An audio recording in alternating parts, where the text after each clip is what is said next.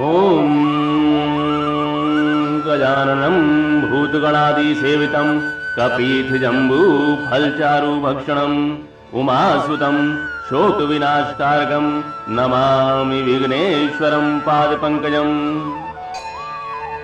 ओम शांताकारं भुजगशयनं पद्मनाभं सुरेशं विश्वधारं गगनसदृशं मेघवर्णं शुभांगं लक्ष्मीकान्तं कमलनयनं योगीर्भिध्यानगम्यं वन्दे विष्णु भवभयहरं सर्वलोकैकनाथनम्।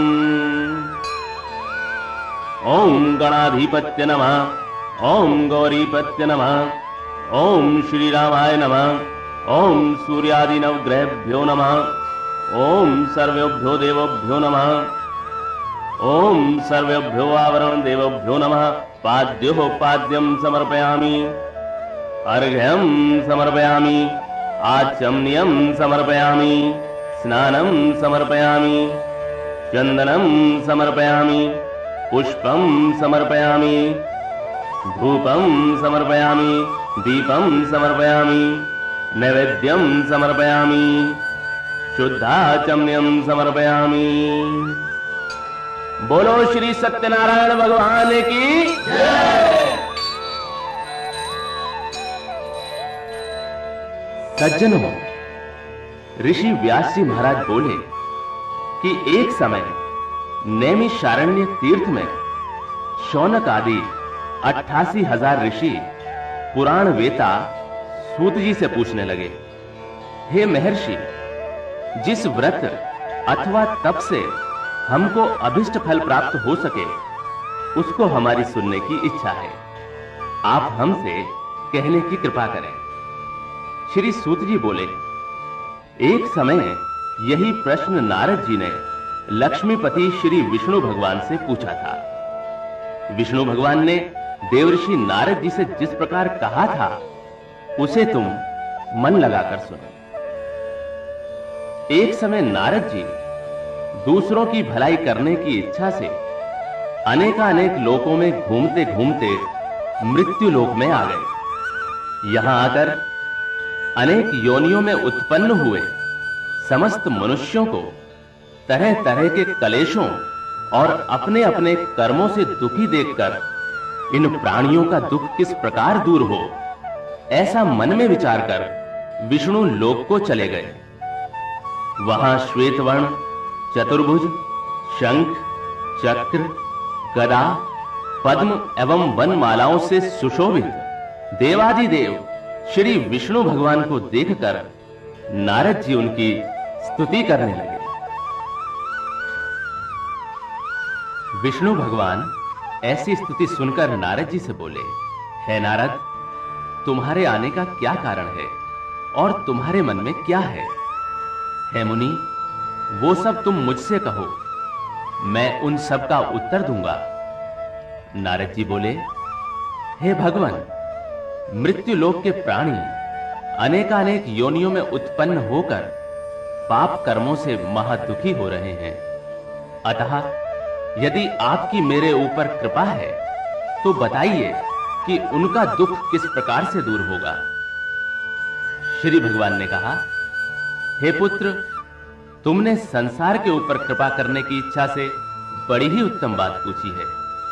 जिस उपाय से प्राणी मोह माया से मुक्त हो जाते हैं उसे तुम ध्यान से सुनो।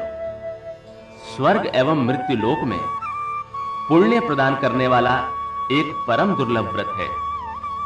तुम्हारे स्नेह से मैं उस व्रत को कहता हूं। श्री सत्यनारायण के व्रत को भली भांति विधि पूर्वक करने से प्राणी शीघ्र ही सुख भोग कर परलोक में मोक्ष को प्राप्त होता है। भगवान के ऐसे वचन सुनकर नारद ऋषि बोले, हे भगवान, उस व्रत का क्या फल और क्या विधि है एवं उस व्रत को किस किस ने किया तथा वो व्रत कौन से दिन करना चाहिए, ये सब विस्तार से कहने की कृपा करें। श्री भगवान बोले कि ये व्रत दुख और शोक आदि को शांत करने वाला, धन और धान्य को बढ़ाने वाला, सौभाग्य और संतान का देने वाला और सर्वत्र विजय का देने वाला है। और जिस किसी दिन मनुष्य भक्ति और श्रद्धा से युक्त हो, उसी दिन संध्या के समय श्री सत्यनारायण भगवान की पूजा करे, ब्राह्मण और बंधुओं सहित धर्म में तत्पर रहे, मिठाई, केले के पके फल, घी, दूध और गेहूं का आटा या चावल का आटा, शक्कर अथवा गुड़ ही लेकर संपूर्ण प्रसाद को भक्ति भाव से इकट्ठा करके भगवान का भोग लगावे तथा अपने बांधुओं सहित कथा सुन और ब्राह्मणों को दक्षिणा देने के पश्चात बंधु बांधुओं सहित ब्राह्मणों को भोजन करावे, फिर भक्ति से स्वयं प्रसाद भक्षण करे और श्री सत्यनारायण भगवान का ध्यान करके अपने स्थान को चला जाए। इस व्रत का आचरण करने से निश्चय ही मनुष्य की समस्त इच्छाएं पूर्ण हो जाती हैं। विशेष करके कलयुग में पृथ्वी पर यही एक छोटा उपाय है। इति श्री स्कंद पुराणे रेवा खंडे सत्यनारायण व्रत कथायाम प्रथमो अध्याय संपूर्णम।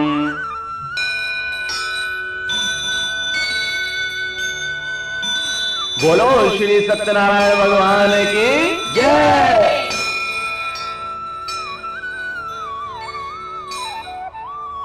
सूत जी बोले, हे ब्राह्मणों, इसके बाद जिसने इस व्रत को किया उस कथा को कहता हूं। काशीपुरी नामक सुंदर नगरी में एक अत्यंत निर्धन शतानंद नामक ब्राह्मण रहता था। वो ब्राह्मण भूख और प्यास से दुखी हो नित्य ही पृथ्वी के ऊपर विचरता था।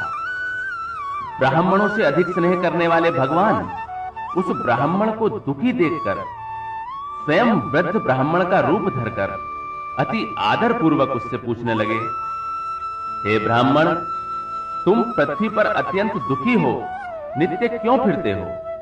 हे विप्रवर, वो समस्त कारण मेरी सुनने की इच्छा है। ब्राह्मण बोला, मैं अत्यंत निर्धन ब्राह्मण हूं, भिक्षा के लिए इस धरती पर घूम रहा हूं। हे प्रभु, यदि मेरी इस निर्धनता को दूर करने का कोई उपाय आप जानते हो तो कृपा कर मुझसे कहो। वृद्ध वेशधारी ब्राह्मण बोला कि भगवान श्री सत्यनारायण इच्छित मनोरथों के सिद्ध करने वाले हैं। हे ब्राह्मण, तुम उन्हीं का पूजन और व्रत करो। जिस उत्तम व्रत के करने से मनुष्य समस्त दुखों से मुक्त हो जाते हैं, उस संपूर्ण व्रत की विधि विधान पूर्वक बतलाकर वेशधारी ब्राह्मण श्री सत्यनारायण भगवान वहीं अंतर ध्यान हो गए। वृद्ध ब्राह्मण ने जो मुझसे कहा है उस व्रत को मैं करूंगा, ऐसा विचार करते हुए उस ब्राह्मण को सारी रात नींद नहीं आई और प्रातःकाल उठकर वो ब्राह्मण सत्यनारायण का व्रत करूंगा ऐसा संकल्प करके भिक्षा मांगने के लिए चल दिया। उस दिन शतानंद को बहुत से धन की प्राप्ति हो गई और उसने उस धन से बंधु बांधुओं सहित श्री सत्यनारायण का व्रत किया। इस व्रत के प्रभाव से वो समस्त दुखों से मुक्त होकर संपूर्ण संपत्तियों से संपन्न हो गया। उसी समय से वो हर महीने व्रत करने लगा। इस प्रकार श्री सत्यनारायण के इस उत्तम व्रत को करके वो ब्राह्मणों में सर्वश्रेष्ठ विप्र शतानंद समस्त पापों से मुक्त होकर मोक्ष को प्राप्त हुआ। श्री सत्यनारायण के इस व्रत को पृथ्वी पर जब भी कोई करता है, उसी समय उस मनुष्य के अनेक दुख नाश हो जाते हैं। इस प्रकार यह वृतांत श्री नारायण ने नारद जी से कहा, हे ब्राह्मणों, मैंने ये व्रत तुम्हें कह सुनाया, अब और क्या वर्णन करूं? ये सुनकर ऋषि बोले, उस विप्र से सुनकर हे मुनि, इस व्रत को पृथ्वी पर किसने किया, वो सब हमारी सुनने की इच्छा है। श्री सूत जी ने कहा, फिर जिसने इस व्रत को भूमि पर किया था, सब लोग उसकी कथा सुनो। एक दिन वही शतानंद ब्राह्मण अपनी शक्ति के अनुसार अपने बंधु बांधुओं सहित व्रत करने को तैयार हुआ। इतने ही में एक लकड़हारा लकड़ी लेकर वहां उपस्थित हुआ। लकड़ियों को बाहर रखकर लकड़हारा विप्र के घर में गया। भूख से पीड़ित होने पर भी उसने विप्र शतानंद को वहीं व्रत करते देखा। विप्र को प्रणाम करने के पश्चात वो वहीं बैठकर भगवान का भजन और कीर्तन सुनने लगा। कीर्तन के पश्चात लकड़हारा शतानंद से बोला, हे विप्र, आप ये क्या कर रहे हैं और इसके करने से किस फल की प्राप्ति होती है? श्रीमान, वो सब विस्तार से मुझसे कहो। विप्र शतानंद बोला कि ये श्री सत्यनारायण भगवान का व्रत समस्त इच्छित कामनाओं का देने वाला है। इसी के प्रभाव से मेरे यहां सब धन धान्य की वृद्धि हुई है। शतानंद से इस व्रत को सुनकर वो लकड़हारा बहुत प्रसन्न हुआ और भगवान के प्रसाद का भक्षण कर नगर को चला गया। तब लकड़हारा मन में ऐसा विचार करने लगा कि आज गांव में लकड़ियों को बेचने से जो धन प्राप्त होगा उसी से श्री सत्यनारायण भगवान का उत्तम व्रत करूंगा। ऐसा विचार करके और लकड़ियों को सिर पर रखकर वो एक ऐसे सुंदर नगर में गया जहां अत्यंत धनी लोग रहते थे। उस दिन उसे लकड़ियों का दुगना मूल्य प्राप्त हुआ।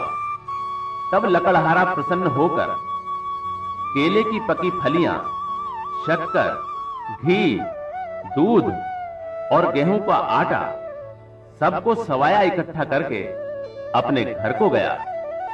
फिर बंधुओं के साथ विधि पूर्वक उसने व्रत को किया।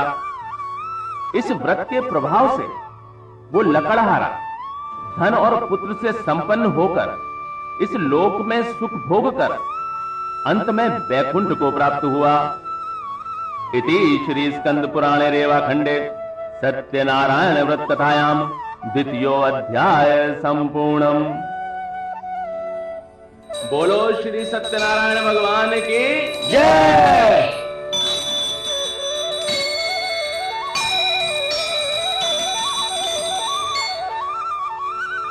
श्री सूत जी बोले, हे श्रेष्ठ मुनियों, अब आगे की कथा ध्यान लगाकर सुनिए। पूर्व काल में उल्कामुख नाम का एक महाबुद्धिमान राजा था। वो धर्मात्मा राजा नित्य मंदिरों में जाता था और ब्राह्मणों को धन देकर संतुष्ट करता था। उस राजा की लावण्यवती कमलवदनी पतिव्रता स्त्री थी। वे दोनों भद्रशिला नदी के तट पर श्री सत्यनारायण भगवान का व्रत कर रहे थे। इतने ही में एक साधु नाम का साहूकार वहां आकर उपस्थित हुआ। वो साहूकार व्यापार करने के लिए बहुत सा धन और परिवार सहित नाव को नदी के तट पर ठहराकर राजा के पास पहुंचा और राजा को व्रत करते देख बड़ी ही नम्रता से पूछने लगा, हे राजन, भक्ति युक्त होकर ये आप क्या कर रहे हैं? ये सब मेरे सामने प्रकट करने की कृपा करें। मेरी इसे सुनने की बड़ी इच्छा है। राजा बोला, हे सज्जन वैश्य, मैं अतुल तेजस्वी विष्णु भगवान का पूजन कर रहा हूं और स्वजनों सहित पुत्रादि की कामना से उन्हीं का व्रत भी कर रहा हूं। राजा के वचन को सुन वैश्य ने आदर सहित कहा, हे राजन, इस व्रत का समस्त वृतांत मुझसे कहो। मैं भी आपका कहना करूंगा। हमारे भी संतान नहीं है और इस व्रत के करने से निश्चय ही होवेगी, ऐसा मुझे विश्वास है। उल्कामुख राजा ने श्री सत्यनारायण के व्रत का समस्त विधान साहूकार से कह सुनाया। व्यापार से फुर्सत पाकर प्रसन्न हो साहूकार अपने घर को गया और संतान के देने वाले उस उत्तम व्रत को अपनी स्त्री से कहा और कहा, जब मेरे संतान हो जाएगी तब मैं भी इस व्रत को करूंगा। इस प्रकार वैश्य साहूकार ने अपनी स्त्री लीलावती से संपूर्ण व्रत का महात्म्य कह सुनाया।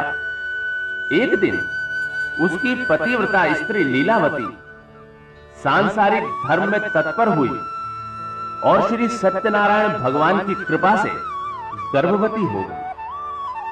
10वें महीने में उसने एक रत्न रूपी श्रेष्ठ कन्या को जन्म दिया और शुक्ल पक्ष के चंद्रमा की तरह वो कन्या दिन प्रतिदिन बढ़ने लगी।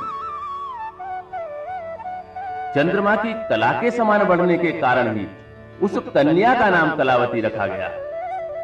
तब एक दिन लीलावती अपने पति से मधुर वचन कहने लगी, हे स्वामी, आप जिस व्रत के करने का पहले संकल्प कर चुके हैं उसे क्यों नहीं करते? साहूकार बोला, हे प्यारी, मैं निश्चय ही कन्या के विवाह के समय श्री सत्यनारायण का यह व्रत करूंगा। इस प्रकार स्त्री को समझाकर नगर में व्यापार करने के लिए चला गया। तब वो कलावती नाम की कन्या पिता के घर में वृद्धि को प्राप्त होने लगी। तब एक दिन उस धर्मात्मा वैश्य ने नगर के बीच कन्या को सखियों के संग विवाह के योग्य देखकर उसका विवाह कर देने का विचार किया और स्त्री से सलाह करके शीघ्र ही दूत को रवाना किया। कन्या हेतु श्रेष्ठ वर ढूंढने के लिए वो दूत कंचनपुर नगर जा पहुंचा तथा वहीं से एक सुंदर वैश्य के पुत्र को ले आया। सुंदर और गुणवान वैश्य के पुत्र को देखकर और संतुष्ट होकर अपने बंधु बांधुओं सहित विधि विधान से उस वैश्य ने अपनी कन्या कलावती का विवाह उसके साथ कर दिया। किंतु दुर्भाग्यवश उस उत्तम व्रत को वो विवाह के समय करना भूल गया। इससे श्री सत्यनारायण भगवान उससे रुष्ट हो गए। इसके कुछ दिनों बाद वही वैश्य साहूकार जामाता सहित व्यापार करने के लिए समुद्र के निकट रत्नसारपुर नगरी में गया और वहीं पर जामाता सहित व्यापार करने लगा। जब वो दोनों चंद्रकेतु राजा के रमणीक नगर में गए तो उसी समय श्री सत्यनारायण भगवान ने इसे झूठा देखकर इसको श्राप दिया कि इसे महाघोर कठिन दुख होगा। एक दिन राजा का धन लेकर चोर वहां ही आए जहां पर दोनों वैश्य ठहरे हुए थे। चोर अपने पीछे पीछे दौड़ते हुए राजदूतों को देखकर और चित्त में भयभीत होकर इस धन को वहीं छोड़कर गायब हो गए। तब वे दूत वहां उन सज्जन वैश्यों के निकट आए और राजा के चुराए हुए धन को देखकर वैश्य पुत्रों को बांध ले गए तथा प्रसन्नता से राजा के समीप जाकर कहने लगे, प्रभु, हम दोनों चोरों को पकड़ लाए हैं, देखकर आज्ञा दीजिए। राजा की आज्ञा पाकर दोनों वैश्यों को मजबूत बंधन में बांधकर बिना विचारे हुए डाल दिया गया। श्री सत्यनारायण की माया से किसी ने उनका कहना नहीं सुना और राजा चंद्रकेतु ने उनका समस्त धन हरण कर लिया। उसी शाप से साहूकार की स्त्री लीलावती आधी व्याधि और भूख प्यास से अत्यंत दुखी होकर अन्न की चिंता में व्याकुल हुई घर घर फिरने लगी। कलावती भी नित्य घर में भिक्षा मांगती फिरने लगी। एक दिन वो कन्या क्षुधा से व्याकुल होकर ब्राह्मण के घर पहुंची और वहां श्री सत्यनारायण का व्रत होते देख उसने वहीं बैठकर कथा सुनी तथा श्री सत्यनारायण का प्रसाद भक्षण कर रात्रि में घर गई तो उसकी माता कलावती से प्रेम सहित पूछने लगी कि हे पुत्री, इतनी रात्रि तक तू कहां थी और तेरे मन में क्या है? तब कलावती कन्या तुरंत माता से कहने लगी, हे माता, मैंने ब्राह्मण के घर सब मनोरथ सिद्ध करने वाला एक व्रत देखा है। कन्या के ऐसे वचन सुनकर साहूकार की स्त्री प्रसन्न होकर कन्या कलावती के साथ श्री सत्यनारायण भगवान से प्रार्थना करने लगी। प्रार्थना के बाद लीलावती ने बंधु बांधुओं सहित श्री सत्यनारायण भगवान का व्रत किया और यह वर मांगा कि मेरे पति और जामाता शीघ्र ही घर लौट आवें। इस व्रत के करने से सत्यनारायण भगवान फिर संतुष्ट हो गए और श्री सत्यनारायण भगवान ने चंद्रकेतु राजा को स्वप्न में दर्शन दिए और कहा, हे राजन, बंदी गृह में उपस्थित दोनों वेश्यों को भोर होते ही छोड़ दो और जो कुछ तुमने उनका धन लिया है वो भी तुरंत इन्हें दे दो, नहीं तो मैं राज्य, धन और पुत्र सहित तेरा नाश कर डालूंगा। इस प्रकार भगवान राजा से कहकर अंतर्ध्यान हो गए।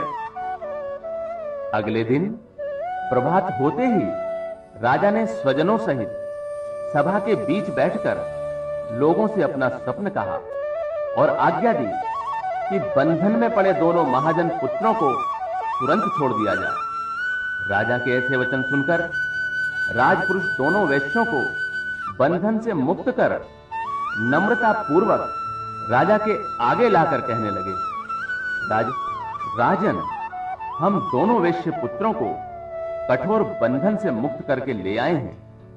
तब दोनों ने राजा को प्रणाम करके पहला वृतांत स्मरण करने लगे और भय से व्याकुल हो कुछ भी ना बोल सके। तब राजा ही वेश्य पुत्रों से आदर पूर्वक कहने लगा, भाग्य से तुमको महादुख प्राप्त हुआ, अब तुम्हें कुछ भय नहीं है। और उनकी बेड़ियां कटवाकर क्षौर कर्मादिक करवाया। तब राजा ने वस्त्र आभूषण देकर उनको वचनों से अच्छी तरह संतुष्ट किया और जो कुछ उनका धन लिया था उसको दुगना करके उनको दिया और कहा, हे महाजनों, आप अपने अपने घर को जाओ। राजा को प्रणाम करके वे दोनों महावेश्य अपने घर को चल दिए। इति श्री स्कंद पुराणे रेवाखंडे सत्यनारायण व्रत कथायां तृतीयो अध्यायः संपूर्णम्। बोलो श्री सत्यनारायण भगवान की जय।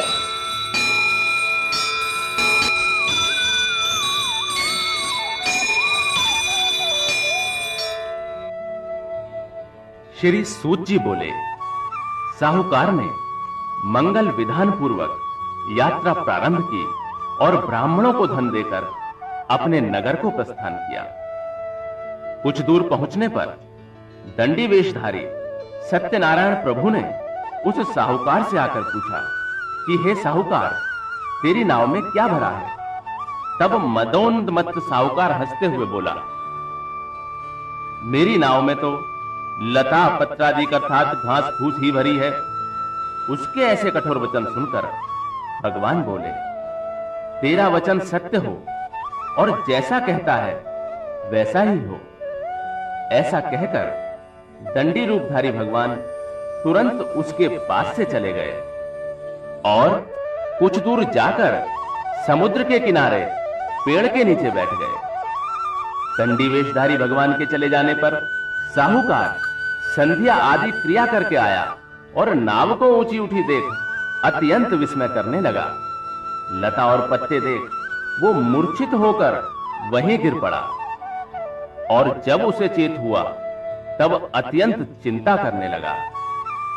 तब उसके जामाते ने कहा, आप शोक आदि क्यों करते हो? दंडी ने आपको श्राप दिया है, इससे उन्हीं की शरण में चलने से मनोरथ सिद्ध होगा। साहूकार जामाता की ऐसी बात सुनकर तुरंत ही दंडी भगवान के निकट आया और दंडी भगवान को देख भक्ति भाव से चरणों में गिरकर आदर सहित कहने लगा, आपके सम्मुख असत्य कहकर जो अपराध मैंने किया है सो उसे है प्रभु क्षमा करो। इस तरह बारंबार प्रणाम करके वो शोकाकुल होने लगा। उसको विलाप करते देखकर दंडी स्वामी ने कहा, मेरी पूजा से विमुख साहूकार, रो मत, मेरी बात सुन। मेरी अवहेलना से ही तुझे बारंबार दुख प्राप्त हुआ है। भगवान के ये वचन सुनकर वो साहूकार भगवान की स्तुति करने लगा। साहूकार के ऐसे भक्ति युक्त वचन सुन श्री सत्यनारायण भगवान प्रसन्न हो गए और मनोवांछित वरदान देकर भगवान तत्काल वहीं अंतर्ध्यान हो गए। साहूकार ज्यों ही नाव के निकट पहुंचा और उसने धन से भरपूर उसको देखा तो सोचने लगा, श्री सत्यनारायण जी की कृपा से ही मेरा मनोरथ सिद्ध हुआ है। फिर वो अपने साथियों एवं संगियों सहित श्री सत्यनारायण जी का पूजन कर अपने नगर रत्नपुरी की ओर चला। नगर के निकट पहुंचकर साहूकार ने दूत को अपने घर भेजा। वो दूत नगर में जाकर साहूकार की स्त्री के सम्मुख हाथ जोड़कर नमस्कार कर कहने लगा, सेठ जी जामाता और बांधव सहित बहुत सा धन लेकर नगर के निकट आ गए हैं। दूत के मुख से ऐसे वचन सुनकर साहूकार की स्त्री अत्यंत प्रसन्न हुई और सत्यनारायण की पूजा से निवृत्त हो अपनी कन्या से बोली, हे पुत्री, मैं स्वामी के दर्शन को जा रही हूं और तू भी कार्य पूर्ण करके शीघ्र आ जाना। माता के ऐसे वचन सुनकर व्रत की समाप्ति के बाद और प्रसाद को त्याग कर कलावती भी पति के दर्शन करने को चली गई। इस प्रकार प्रसाद की अवज्ञा के कारण श्री सत्यनारायण भगवान रुष्ट हो गए तथा उन्होंने कलावती के पति को नाव सहित डुबो दिया। तब कलावती अपने पति को न देखकर महाशोक से रुदन करती हुई भूमि के ऊपर गिर पड़ी। इस तरह डूबी हुई नाव और कन्या को महादुखी देखकर साहूकार अत्यंत भयभीत होकर कहने लगा, ना जाने कौन से देवता के प्रकोप से नाव हरण हो गई है। या तो नाव को सत्यनारायण ने हर लिया या मैं ही सत्यनारायण की महामाया से भूल रहा हूं। मैं धन और वैभव के अनुसार सत्यनारायण की पूजा करूंगा, ऐसा कहकर वो बारंबार पृथ्वी के ऊपर दंड के समान गिरकर सत्यनारायण को प्रणाम करने लगा। तब दीन जनों के पालन करने वाले श्री सत्यनारायण भगवान प्रसन्न हो गए और आकाशवाणी हुई, हे साहूकार, तेरी कन्या मेरे प्रसाद का परित्याग कर अपने पति को देखने चली आई। इसी से तेरी कन्या का पति अदृश्य हो गया है। यदि वो घर जाकर प्रसाद का भक्षण कर फिर लौट कर आए तो तेरी कन्या को पति प्राप्त हो जाएगा, इसमें संदेह नहीं है। कन्या आकाश से ऐसे वचन सुनकर तुरंत घर जाकर प्रसाद भक्षण करके फिर जब लौट कर आई तो उसने अपने पति को कुशल देखा। इस पर कलावती कन्या अपने पिता से बोली, हे पिताजी, अब घर को चलो, विलंब क्यों करते हो? कन्या के ऐसे वचन सुनकर साहूकार ने प्रसन्न होकर श्री सत्यनारायण का पूजन विधि विधान से किया। उस दिन से वो साहूकार हर पूर्णिमा तथा संक्रांति को श्री सत्यनारायण भगवान का पूजन नियम पूर्वक करने लगा, जिसके कारण वो इस लोक में सुख भोग कर अंत समय श्री सत्यनारायण भगवान के बैकुंठ धाम को चला गया। इति श्री स्कंद पुराणे रेवाखंडे सत्यनारायण व्रत कथायाम चतुर्थो अध्याय संपूर्णम। बोलो श्री सत्यनारायण भगवान की जय। श्री सूत जी बोले, हे मुनीश्वरों, इसके आगे की कथा बड़े ही ध्यान से सुनने की है। प्रजा के पालन पोषण में लीन तुंगध्वज नाम का एक राजा था। उसने श्री सत्यनारायण के प्रसाद को त्याग कर घोर दुख पाया। एक समय वो राजा शिकार के दौरान बहुत से पशुओं को मारकर बरगद के पेड़ के नीचे गया तो उसने देखा कि उससे थोड़ी ही दूरी पर संतोष और भक्ति भाव से भरपूर बांधुओं सहित गोप ग्वाले श्री सत्यनारायण भगवान का पूजन कर रहे हैं। उस समय वो अपने अहंकार के वशीभूत होकर ना वहां गया और ना ही उसने प्रणाम किया। जब ग्वालों ने श्री सत्यनारायण के प्रसाद को राजा के सामने रखा तो राजा ने प्रसाद का परित्याग कर अपने घर को चला। इससे उसने अत्यंत ही कष्ट पाया। राजा के 100 पुत्र, धन धान्यादि जो कुछ भी था वो सभी नष्ट हो गया। तब राजा ने निश्चय किया कि वो ये सब श्री सत्यनारायण का ही किया हुआ है। इस कारण मैं वहां ही जाऊंगा जहां सत्यनारायण का पूजन हो रहा है। मन में ऐसा विचार करके वो राजा ग्वालों के समीप आया। वहां उसने भक्ति और श्रद्धा से ग्वालों के साथ श्री सत्यनारायण का विधि सहित पूजन किया। तत्काल ही वो राजा श्री सत्यनारायण की कृपा से फिर से धन और पुत्रों से संपन्न होकर नाना प्रकार के सुख भोग कर अंत समय वैकुंठ को प्राप्त हुआ। जो नर नारी परम दुर्लभ इस सत्यनारायण के व्रत को करते हैं और भक्ति के साथ तत्काल फलदायिनी इस पवित्र कथा को सुनते हैं, उनको सत्यनारायण की कृपा से धन एवं धान्य आदि की प्राप्ति होती है। निर्धन को व्रत करने तथा कथा सुनने से धन की अवश्य प्राप्ति होती है और बंधन में बंधे हुए प्राणी बंधन से मुक्त होते हैं। भयभीत पुरुष भय से छूट जाते हैं, इसमें संदेह नहीं है। व्रतकर्ता और श्रोता संसार में मनवांछित सुखों को भोग कर मृत्यु के समय स्वर्ग को चला जाता है। हे ब्राह्मणों, मैंने तुमसे ये श्री सत्यनारायण का व्रत वर्णन किया, जिस व्रत के करने से मनुष्य समस्त दुखों से छूट जाते हैं। सत्यनारायण की पूजा कलयुग में विशेष फलदायिनी है। हे मुनीश्वरों, इस जन्म के पहले मानव देह को पाकर जिन्होंने सत्यनारायण का व्रत किया है, उनके दूसरे जन्मों की कथा कहता हूं। काशी नगरी का शतानंद अपने दूसरे जन्म में परम बुद्धिमान सुदामा नाम का ब्राह्मण होकर श्री कृष्ण भगवान का दर्शन कर मोक्ष को प्राप्त हुआ। लकड़हारा जो भील था, वो केवट होकर श्री रामचंद्र जी की सेवा कर मोक्ष को प्राप्त हुआ। उल्का मुख महाराज दशरथ नाम के राजा होकर श्री रंगनाथ जी की पूजा कर बैकुंठ को गए। साधु नाम का धर्मात्मा साहूकार दूसरे जन्म में मोरध्वज राजा हुआ, जिसने अपने पुत्र को चीरकर तथा उसे ब्राह्मण रूपधारी श्री कृष्ण को देकर मोक्ष को प्राप्त किया।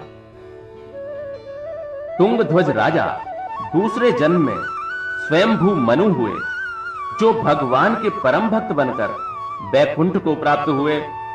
इस प्रकार जो मनुष्य श्री सत्यनारायण भगवान के व्रत की कथा का श्रवण करते हैं, वे सांसारिक बंधनों से मुक्त होकर मोक्ष को पाते हैं, इसमें किंचित भी संदेह नहीं है। इति श्री स्कंद पुराणे रेवाखंडे सत्यनारायण व्रत कथायां पंचमो अध्याय समाप्त। बोलो श्री सत्यनारायण भगवान की जय।